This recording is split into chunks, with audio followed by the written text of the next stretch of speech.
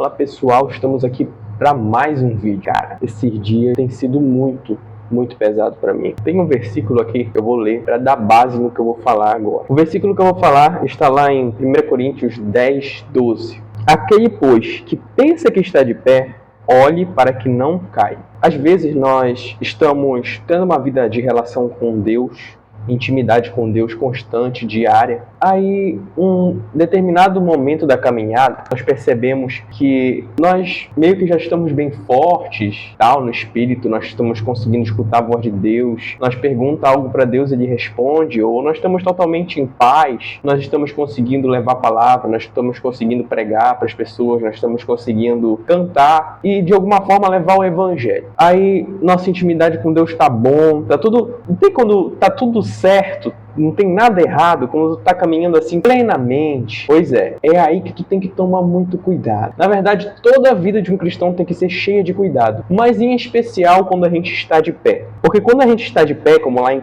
Coríntios 10, 12 diz, aquele que pois pensa que está de pé, olhe para que não caia. Então, se você tem algo a perder, se você está de pé. Você pode perder a sua intimidade com Deus, a sua paz. Porque quando você pensa que você está de pé, na verdade, você tem a chance de cair. Porque quem está de pé, cuide para que não caia. Às vezes você venceu umas batalhas lá atrás, o inimigo te deu umas tentações, você foi bem tentado, porém você conseguiu resistir. Você sujeitou-se a Deus e resistiu ao diabo e ele fugiu de você. Beleza, isso é uma tática de vencer. Porém, você fez isso. Eu já venci muitas batalhas até aqui, eu já caminhei tudo isso daqui, já estou aqui, só falta isso aqui para a linha de chegada. Porém, quando chegou bem aqui, eu estou muito forte, eu estou vencendo muita batalha, então bora deixar de orar mais um pouco. Eu não preciso fazer tanta missão, eu não preciso fazer tanta oração, eu não preciso ler muita Bíblia e tal. Aí você foi caminhando mais devagarmente, assim. Aí quando você percebe, o inimigo ele vai introjetando tentações de uma forma tão sutil que tu não consegue nem perceber. É tipo uma ferradinha de carapanã. Ele dá uma ferradinha de carapanã, mas daí tem uma parada. Quando tu não cuida, tu vai lá e coça. Aí tu vai, quando vê, infecciona. Aí o que era uma bolinha assim vai aumentando. Mas começou de uma forma tão sutil que você nem percebeu que você já estava caindo. Por isso que nós devemos tomar muito cuidado. Quando nós estamos de pé, quando nós estamos firmes na palavra, nós temos que tomar muito cuidado. E quando nós estamos bem espiritualizados, nós estamos conseguindo ler a palavra, levar o evangelho, dar exemplo para as pessoas da vida de cristão,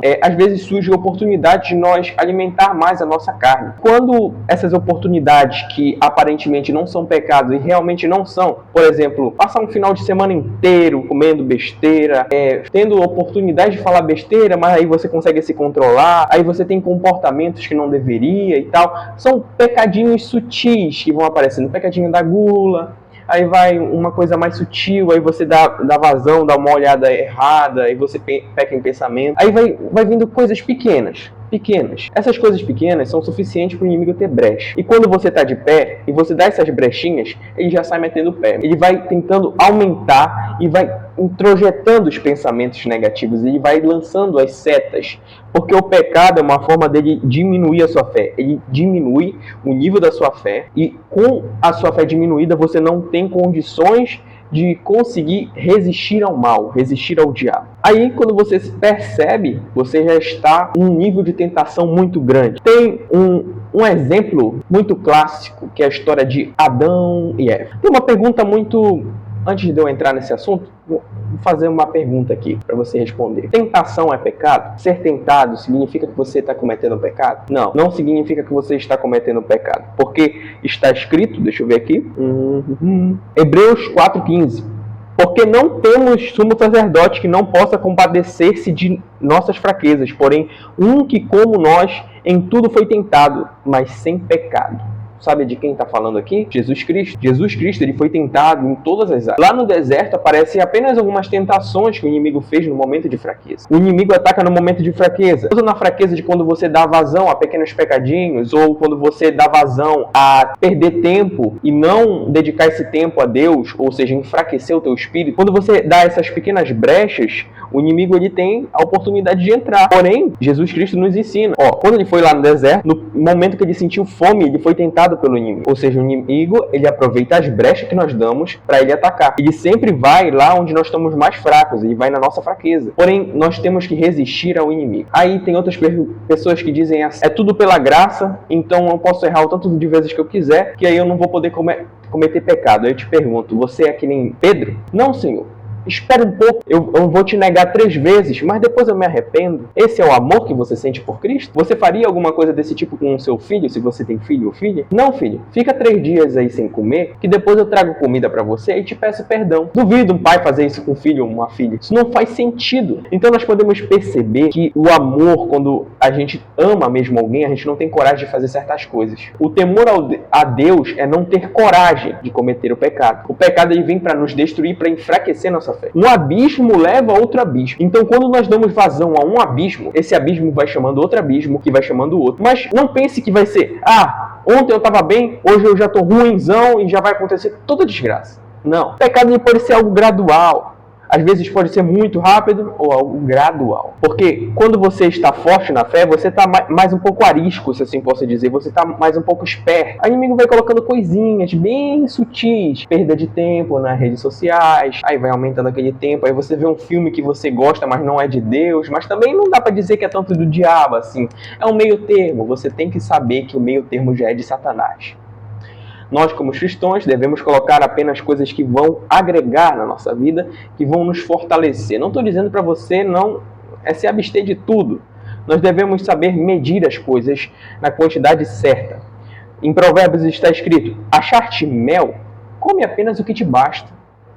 Porque se tu comer muito, tu vai querer vomitar ele. Ou seja, se tu achou alguma coisa que te dá prazer, usufrui só o suficiente. Não precisa tu querer muito, senão depois tu vai vomitar aquilo tudo. E esse prazer pode te levar a prazeres pecaminosos. Portanto, nós devemos, lá em Mateus 26:41 está escrito, nós devemos vigiar e orar, para que não entreis em tentação. O espírito, na verdade, está pronto, mas a carne é fraca. Ou seja, nós vivemos numa luta diária e constante. O inimigo, ele é o tentador. Lá no Jardim do Éden, o inimigo, ele já vinha com esse propósito de querer tentar o ser humano a cair. Mas o homem, ele tem algo muito interessante. Ele gosta de ficar jogando a culpa nos outros. Ele foi lá, cometeu o pecado e ficou jogando a culpa. Não, a culpa é de Eva. Não, a culpa é de Satanás. Mas nós vemos que o único que não jogou a culpa no outro é Satanás. Nós podemos ver que ele teve mais caráter do que o homem lá no começo. Então, aquele pecado que foi cometido primeiramente por Eva e depois por Adão, ele destruiu toda a humanidade. Nós podemos ver, o inimigo ele mostrou como o pecado é lindo, como ele é bonito. E ele olha como essa árvore é bonita. Você vai ter o conhecimento do bem e do mal. Você vai saber do mesmo tanto que Deus. Nós podemos ver algo muito interessante aí. O inimigo, ele só tenta a gente por aquilo que a gente já quer em nosso coração. O inimigo, ele não põe tentação na gente. Ele usa algo que a gente já queria, algo que a gente já tem dentro de nós, ele ativa esse algo por intermédio da tentação. E com essa tentação, ele faz aumentar esse desejo e esse impulso. Aí você vai ter as famosas confusões mentais. Você vai ter aquelas dúvidas. Você vai ter aqueles conflitos internos. E quando o inimigo ele consegue colocar dúvida no seu coração, você começa a perder o discernimento. Você não consegue entender o que está acontecendo na sua volta.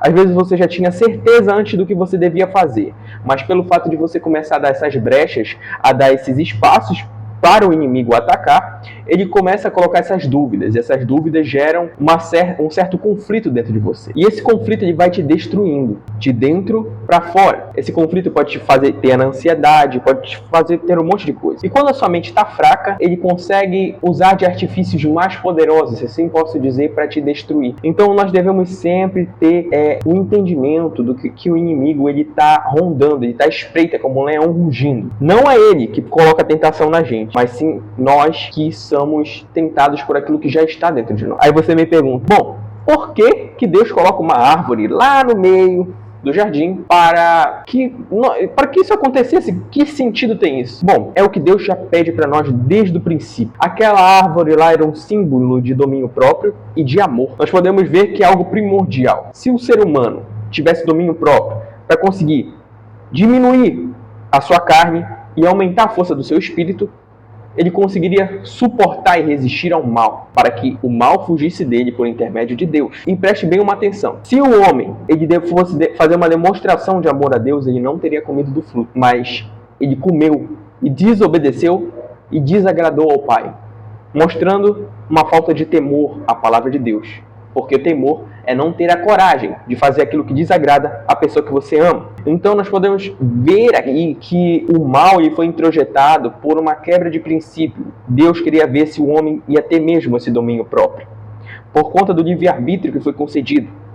E quando ele quebrou o domínio próprio, ele quebrou também o amor. Deus deixou lá porque os planos dele, tudo o que ele faz é perfeito. Como é que uma pessoa poderia demonstrar amor pela outra se essa outra pessoa fosse a única pessoa disponível no mundo, se não tivesse uma outra alternativa, se não tivesse a alternativa do pecado? Como é que o amor poderia ter sido demonstrado? Como é que o ser humano poderia demonstrar amor a Deus, um amor recíproco, se não tivesse a árvore lá? É por isso que a árvore estava lá, para demonstrar o amor. Deus é o próprio amor. E nós não demonstramos amor pelo próprio amor. Não foi recíproco. Ou seja, nós desprezamos quando o ser humano fez aquilo no princípio de tudo. E ainda que tivesse vários seres humanos, e já tivesse uma nação inteira, ainda tinha muita probabilidade de nascer um que ela ia fazer o pecado. A Eva se distanciou do Adão. E essa distância deu vazão ao pecado. Assim é com nós. Quando nós nos distanciamos de Deus, nós damos vazão ao pecado. Adão e Eva foram feitos para ficarem juntos, não era para eles ficarem separando. Porém, quando ela se separou de Adão, e causou um buraco negro, uma separação que deu espaço para que o inimigo agisse. Quando nós estamos separados de Deus, o inimigo tem a oportunidade de colocar pensamentos em nossa cabeça que nós jamais teríamos coragem de pensar se nós estivéssemos firmes na palavra. E esses pensamentos, eles podem se resultar em palavras, porque o que está no nosso pensamento está dentro do nosso coração. E o que está no nosso coração sai para a língua. E a língua dirige o rumo da nossa vida. O poder da vida e da morte está na língua. Então a única forma de conseguirmos nos proteger é vigiando, ficando de pé sempre. Se nós estamos de pé, cuidemos para que não caiamos.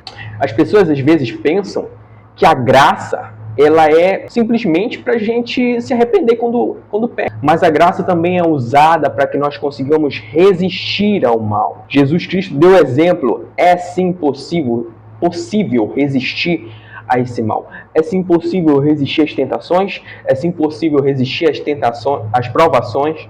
Mas quando nós nos afastamos, não tem como resistir. Por intermédio de uma comunhão constante e diária, nós conseguimos resistir. E isso é algo que não é espiritual, é algo da natureza humana mesmo. Por exemplo, tem pessoas que não conhecem a Cristo, que não têm uma conexão diária com Deus, porém, elas seguem alguns princípios bíblicos. Tem pessoas que, por não estarem na fé em Cristo, elas têm a liberdade de fazer tudo o que elas querem, pois não estão debaixo de uma palavra. Mas, por si só, tem um caráter muito forte, uma visão de vida muito forte e deixam de fazer certas coisas. Essas pessoas evitam brigas, essas pessoas, elas preferem a harmonia, elas preferem separar as contendas. Tem pessoas que seguem princípios bíblicos sem saberem que estão seguindo, estão indo contra a sua própria carne. Porque nós conseguimos resistir por si só, porque nós temos o nosso livre-arbítrio, nós escolhemos resistir ou não. Por isso que existem pessoas que conseguem resistir mesmo sem ter aceitado a Cristo. A única diferença é que no final vai ter morte. Tem pessoas que conseguem resistir, conseguem prosperar, conseguem evoluir, tendo um coração humilde, tendo um coração manso, calmo, uma família feliz, e pelo fato de estarem seguindo o princípio. Porém, nós que somos cristãos, nós temos a oportunidade e a vantagem de resistir às tentações pela nossa fé em Cristo Jesus. Ou seja, se nós por nós mesmos já conseguiríamos resistir às tentações que o inimigo vem colocar na nossa cabeça, imagina o poder que nós temos se nós entregarmos nossa vida a Deus. Se nós, de fato, buscarmos Ele constantemente e tomarmos cuidado para que nós não caiamos em tentação. Bem-aventurado o homem que suporta com perseverança a tentação. Tiago 12, 15. Bem-aventurado o homem que suporta com perseverança a tentação, porque depois de ter sido provado, receberá a coroa de vida, que o Senhor prometeu aos que o amam. Ninguém ao ser tentado diga, Sou tentado por Deus, porque Deus não pode ser tentado pelo mal. E Ele mesmo não tenta ninguém. Ao contrário, cada um é tentado pela sua própria cobiça. Quando está atraído e seduz, então a cobiça depois haverá concebido da luz o pecado. E o pecado, uma vez consumado, gera morte. Ou seja, nós podemos ver que é um processo. A nossa natureza chama um pecado, e chama outro, que chama outro, e vai causando uma bola de destruição em nossas vidas. Um mal, um abismo leva a outro abismo. E quando nós conseguimos resistir ao mal com perseverança, nós temos uma coroa de vida no final. E quando nós não conseguimos, nós temos a morte. Nós temos duas escolhas: ceder à tentação da carne ou cumprir o que o Espírito nos pede, o que a força do Espírito nos pede, o que a palavra de Deus nos pede. Nós escolhemos perseverar aqui ou ceder às tentações da carne. Não existe isso de eu posso errar a hora que eu quiser, porque eu tenho como pedir perdão depois. Você está atrasando os planos de Deus na sua vida. Você está afastando pessoas que poderiam ser potenciais cristãos por estarem vendo o seu testemunho. Você está fazendo um estrago fazendo isso. Você, como cristão, nós como cristãos devemos resistir ao mal. É possível, porque Deus não manda tentação maior do que nós possamos suportar. Deixa eu ver se está aqui. 1 Coríntios 10, 13. Não sobreveio a vocês tentação que não fosse comum aos homens. E Deus é fiel. Ele não permitirá que vocês sejam tentados além do que podem suportar.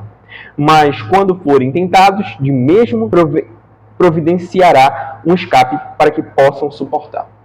Ou seja, Ele providenciará um escape para que possa suportar. Mas como é que faz isso? O trono de Deus vem até nós? Se nós ficarmos parados, assim, sem fazer nada, nós vamos conseguir resistir a isso? Não. Nós devemos buscar com perseverança. Nós temos que estar debaixo de uma palavra. Sujeitai a Deus. Nós temos que nos sujeitar a Deus. Ou seja, nós temos que nos sujeitar, estar debaixo de uma palavra. Nós temos que buscar essa palavra. Se nós deixarmos de lado isso, não tem como nós resistir ao mal. Nós, pela nossa força, não temos poder contra o inimigo. Quem tem poder contra o inimigo é o próprio Deus. Nós podemos dizer não por conta do nosso livre-arbítrio. Porém, o inimigo, ele usa das nossas fraquezas para nos destruir. Não vem nada dele, é de nós mesmos. Então, quando nós colocamos a palavra em nosso coração, estamos cheios dessa palavra dentro da gente, nós temos fé. E com a fé, nós conseguimos resistir aos dardos inflamados do inimigo, que ele lança. Os pensamentos de morte, os pensamentos de pecado, os pensamentos de destruição, são barrados por esse escudo da fé em Cristo Jesus. E quando escrevemos essas palavras na tábua do nosso coração, 2 Pedro 2,9, vê-se, pois, que o Senhor sabe livrar da tentação os piedosos e reserva sobre castigo os injustos para o dia do juízo. O Senhor livra da tentação. Então, quando nós sujeitamos a Deus, Ele nos livrará dessa tentação. Sujeitai-vos, pois, a Deus e resistai ao mal, e Ele fugirá de vós. Ficamos por aqui. Tchau.